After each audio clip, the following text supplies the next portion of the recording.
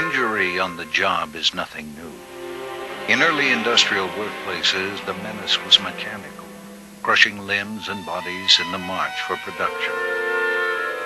In recent years, unseen and more subtle dangers have surfaced: toxic chemicals, blood-borne diseases, radiation, and asbestos. But today, we're faced with a new and perhaps even more insidious danger, one that goes largely unrecognized as a killer on the job, and the number of victims is mounting.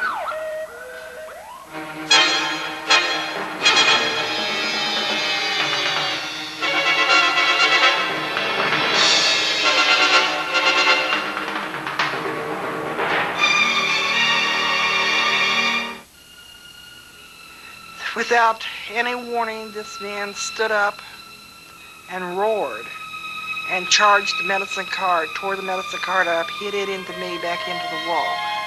And the next thing I know, I'm really gasping for air and I can't catch my breath. And then that's when it dawned on me that, in fact, yes, I had been stabbed. As soon as the doors closed, he turned around and stabbed at me with something that appeared to resemble a barbecue fork.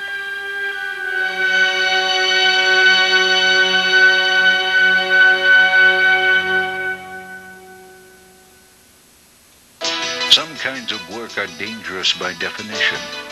Prison guard, police officer.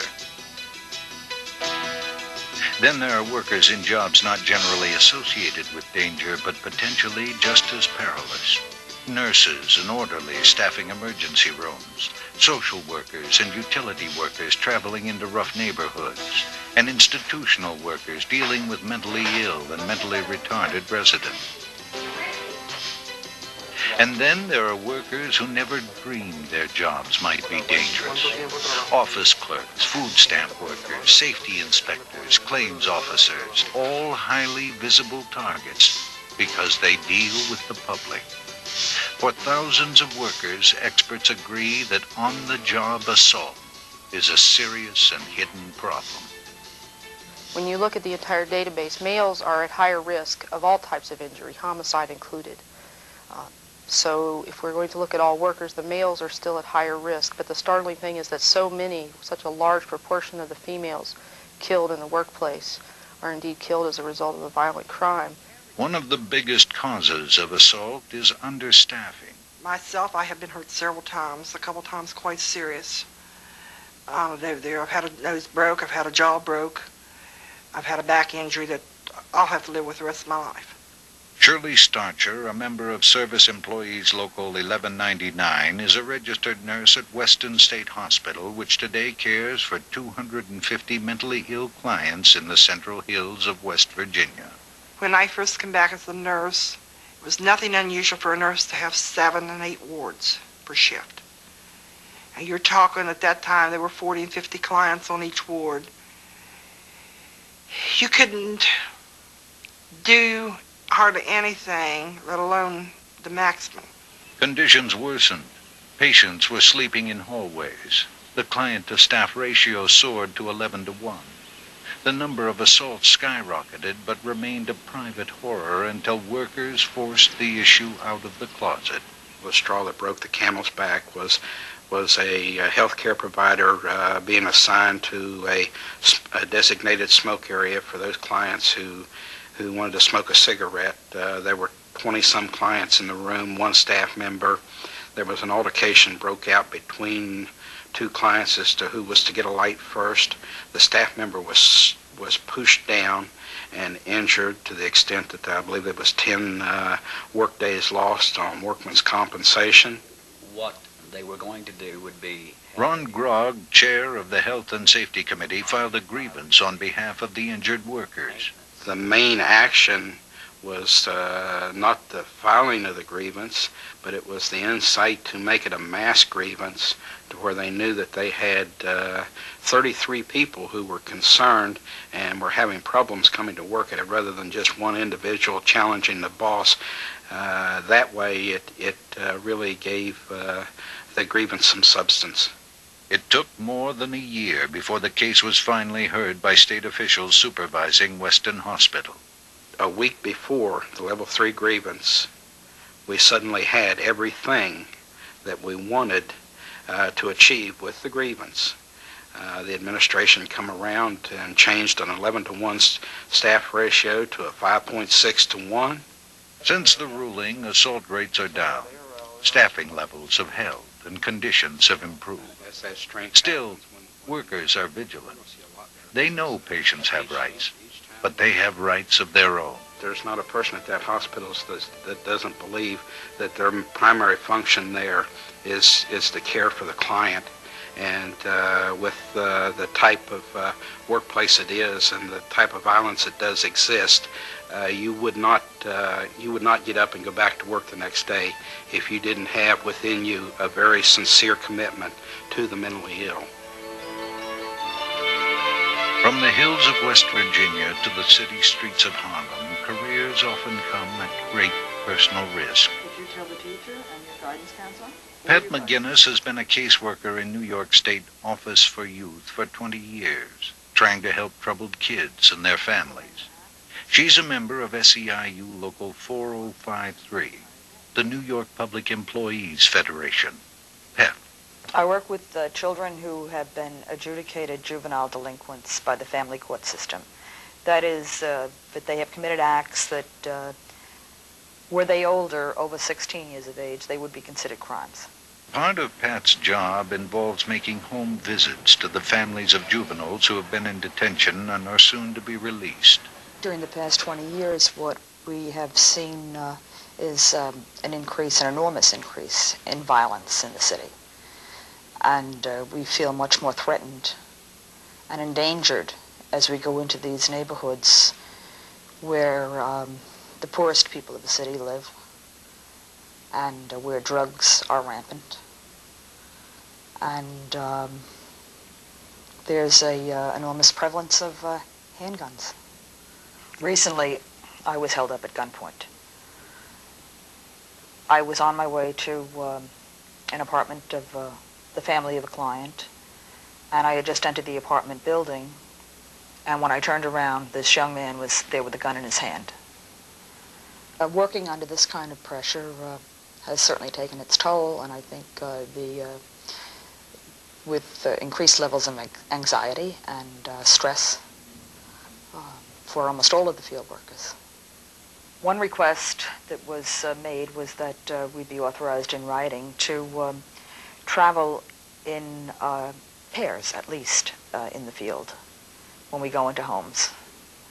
And there has been some verbal support given to this, but we have not received any written authorization for it as yet. When Avellino Cruz went to work for the New York State Department of Labor, he never gave his personal safety a thought. After all, he had an office job. Safe, home. So he thought. People ask you, what do you do? And you say, well, I'm an interviewer for the state. Oh, a professional job. And nobody thinks that you would have to defend yourself on the job, let alone worry about somebody coming at you with a weapon. Avellino, also a member of PEF, has been working as a claims examiner for the state of New York for 17 years. More often than not, you have to tell people that they're not eligible. They might even curse at you sometimes and make veiled threats. But other than that, it very rarely becomes a physical thing other than people getting mad and raising their voice in anger. But on a bright, sunny morning in August of 1986, a disgruntled department client ambushed Avellino Cruz as he opened the door to his office building. I was stepping into the alcove to come into the office. I felt a punch at my back. And what happened is the punch was so hard that I staggered forward a step or two. And I immediately turned around, and I saw that there was a man waving his arms wildly, and he was cursing a blue streak. I couldn't make out what the heck he was saying, other than the fact that I picked up that he said, well, you're the one who denied me benefits. And And the next thing I know, I sat down, and I could feel myself breaking into a sweat. And the next thing I know, I'm really gasping for air, and I can't catch my breath. And then that's when it dawned on me that, in fact, yes, I had been stabbed. Though he survived, the attack left Cruz with a punctured right lung that will never fully recover. And his assailant has never been found. After the attack, management beefed up security with a second guard until the position was cut back. And for his safety, though against his will, Mr. Cruz was transferred to another office. But something positive came from the near-fatal stabbing. The union set up a victim compensation program called ATTACK, Assault Trauma Attack Coverage, and it's the first of its kind in the United States. One beneficiary of ATTACK insurance is PEF member Lorraine Naval, who was brutally attacked in an elevator at the Empire State Plaza in Albany, where she works as research director for the Council of Children and Families. She'd run into work Sunday morning to complete a project.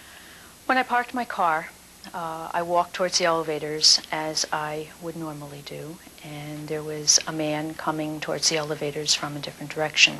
I stepped in and pushed the button for the level that I wanted to get out at, and as soon as the doors closed, he turned around and stabbed at me with something that appeared to resemble a barbecue fork. It was surprising to say the least, and he stabbed at me several times. I hit the back of the elevator from the force of his thrusting of the instrument, and lucky for me, I fell in the elevator so that I could use my feet to kick and keep him away a little bit. Just as quickly as he started stabbing at me, he stopped and turned around and faced the doors of the elevator. And I did try and reach for my pocketbook and told him if he wanted money, whatever he wanted, just take it. He could have it, but he didn't show any inclination in robbing me. And just as the doors opened, he turned around and stabbed at my face before he hopped out of the elevator. Miraculously, Lorraine managed to get herself off the elevator and signal a security guard some 70 feet away. She was rushed to the hospital with 2 punctured lungs and facial wounds. Her recuperation was lengthy. Immediately after I was admitted to the hospital, literally the next day, the union, the shop steward, and the union representatives were calling the Capitol Police, talking to people in state government to try and raise the issue of safety in the workplace and begin to work on procedures to make after-hours work more safe.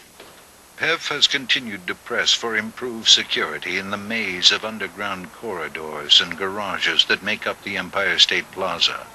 The union also provided Lorraine with an immediate cash payment from the attack fund, which she used to cover some costs during recovery. Extra child care expenses, transportation expenses, because it was very difficult for me to drive because of my chest injuries for a long time. So there was just the positive feeling on my part that there was the union standing behind me. I've wondered what difference it would have made in my life if I had seen this video several years ago. Things have happened the way they have, and they can't be changed, but I think it's important to try and explain to other people that we can't be complacent about our surroundings and about ourselves, and it's very, very important to be aware of our personal safety, and I can't stress that enough. Lorraine and other victims are helping to bring physical assault out of the closet as an issue of workplace safety. But they're not doing it alone. Through their unions, they're pressing for contract language around training and staffing and victim compensation, for legislation, and for workplace redesign to help reduce violence on the job. And many even face the threat of assault. And the Service Employees International Union is taking assault seriously and forcing employers to do the same. We need to fight the problem of assault in the workplace at all levels. Already, our locals are taking steps. They have been able to negotiate contract language clauses that discuss staffing levels. We have been able to negotiate victims' pay for people injured on the job. In addition, we need to take the fight to the state and national level. We need to try to get stronger state regulations. We need to try to get federal OSHA regulations to deal with this problem.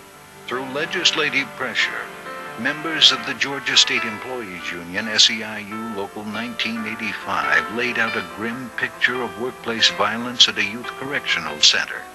The action led to a $5 million state appropriation to construct a new center for violent offenders and a new law making assault on a staff member a felony. And by winning contract language that mandates 21 hours of safety training for staff at Norwich State Hospital in Connecticut, members of Local 1199 Northeast SEIU have seen assaults on staff drop by 60%. Like those who came before them, workers today have learned that workplace injuries cannot be left to management alone, and that only through their unions can they win the fight, one that is quite literally a fight for their